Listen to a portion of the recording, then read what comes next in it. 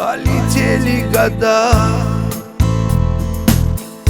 вот и стал я седым, но в душе я всегда останусь молодым.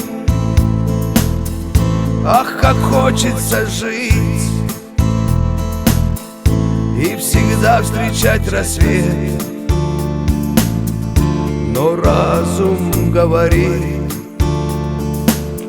что вечной жизни нет.